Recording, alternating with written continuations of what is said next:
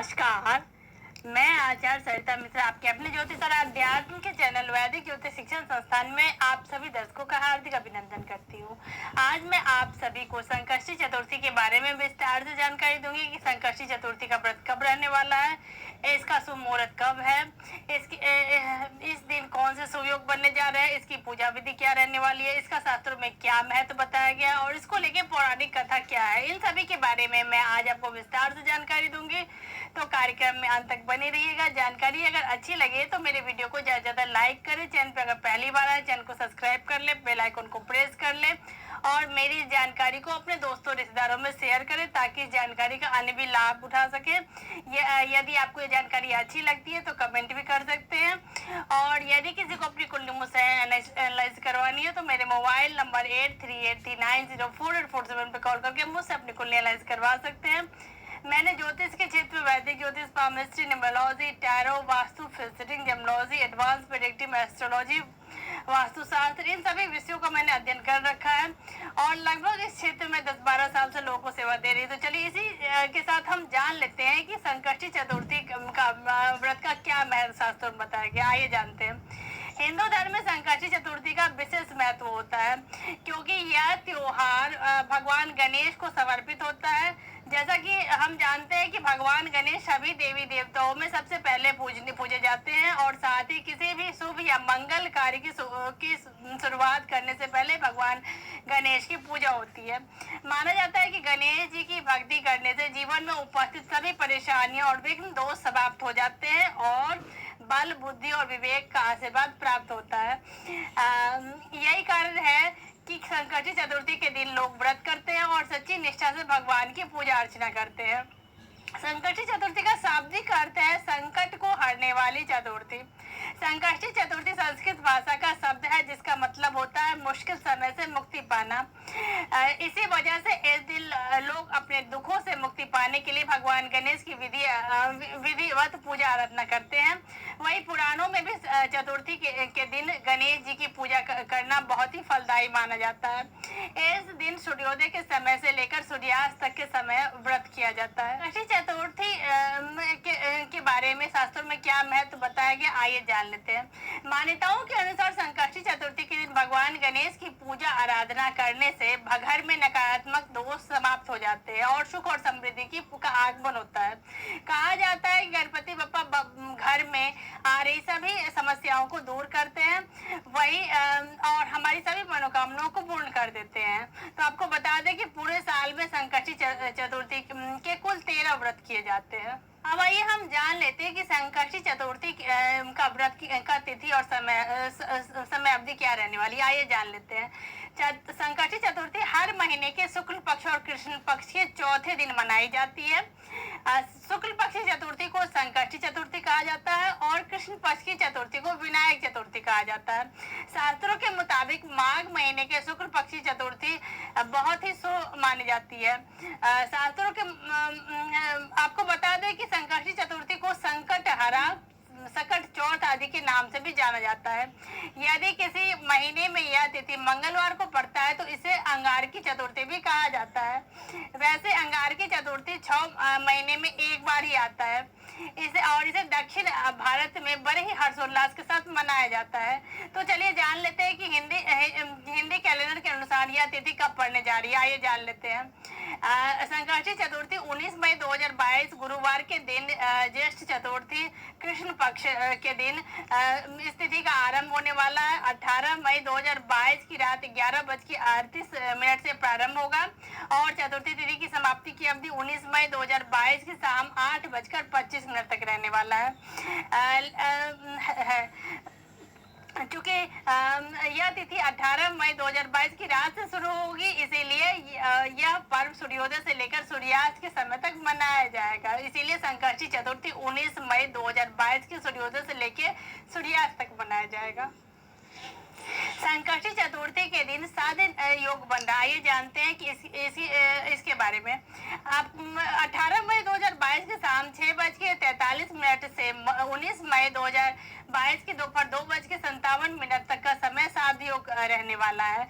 यदि आप किसी से कोई विद्या सीखना चाहते हैं या कोई विधि सीखने की इच्छा रखते हैं तो इस मामले में यह योग बहुत ही उत्तम माना जाता है। कहा जाता है कि साध योग के दौरान कोई भी चीज सीखने और करने में बहुत मन लगता है और अंततः उसमें सफलता की प्राप्ति होती है। संकष्टी चतुर्थी के दिन धनु राशि में चंद्रमा का गोचर हो रहा है। आइए जानते हैं इसके बारे में। ज्योतिष के अनुसार धनु राशि में चंद्र के प्रभाव के कारण जातकों के चेहरे पर हमेशा मुस्कान बनी रहती है और उनका मन थोड़ा चंचल हो जाता है और इस वजह से अक्सर चीजों को भूल जाते हैं और कई बार वे गैर जिम्मेदार भी हो जाते हैं।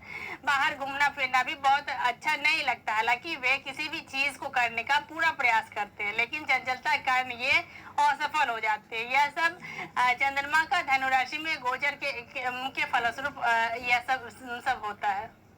अब आइए हम जान लेते हैं कि संकष्टी चतुर्थी की पूजा विधि क्या रहने वाली है। आइए जान लेते हैं। सबसे पहले इस दिन सूर्योदय से पहले ब्रह्म मुहूर्त में सो के उठना चाहिए। जो लोग इस दिन व्रत करते हैं उसे सुबह सबसे पहले पवित्र स्नान करना चाहिए, फिर साफ सुथरे वस्त्र धारण करें। इस दिन लाल रंग के कपड़े पहनना शुभ माना जाता है और कहा जाता है कि ऐसा करने से व्रत सफल होता है।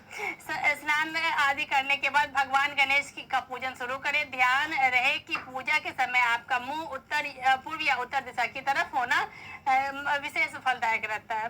पूजा के लिए सबसे पहले आप भगवान गणेश की प्रतिमा को फूलों से अच्छी तरह से सजा दें।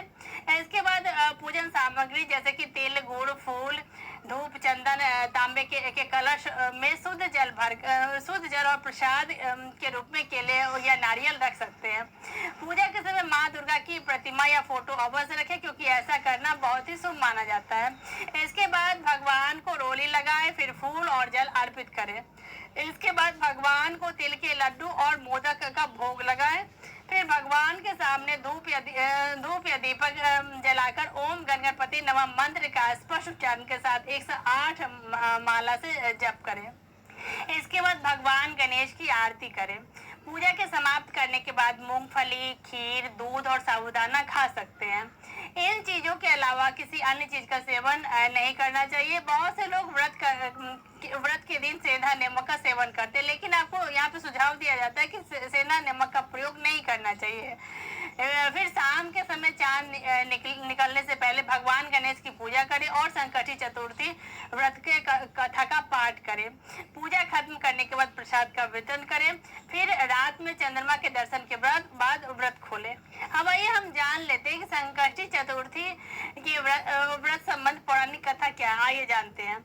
वैसे तो संकष्टी चतुर्थी मनाने के पीछे कई पौराणिक कथाएं हैं लेकिन उसमें से सबसे प्रचलित कथा है कि जिसके बारे में आज मैं आपको जानकारी दूंगी। एक बार की बात है जब भगवान शिव और माँ पार्वती नदी के किनारे बैठे हुए थे, तभी अचानक से माता पार्वती का चौपर खेलने का मन हुआ और उन्होंने अपनी इच्छा जाहिर की। लेकिन उस समय वहाँ केवल वे दोनों ही थे, उनके अलावा और कोई तीसरा व्यक्ति नहीं था जो खेल में निर्णायक भूमिका अदा कर सके।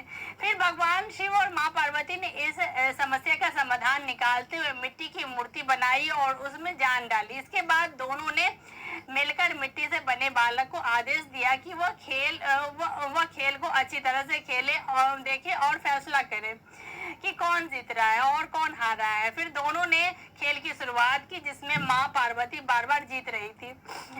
एक बार गलती से उस बालक ने माँ पार्वती के खिलाफ फैसला दे दिया। फिर माता को बहुत गुस्सा आया और उन्हें श्राप दे दिया कि वह अलग हो जाए।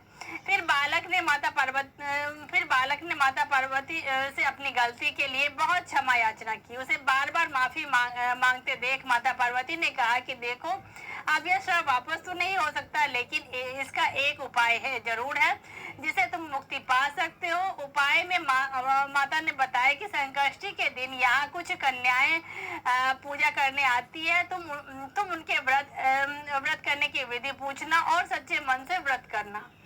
बालक ने उनके बताए उपाय के अनुसार व्रत करने की पूजा विधि पूछी और बड़ी ही श्रद्धा और सच्ची निष्ठा के साथ संकष्टी चतुर्थी का व्रत किया।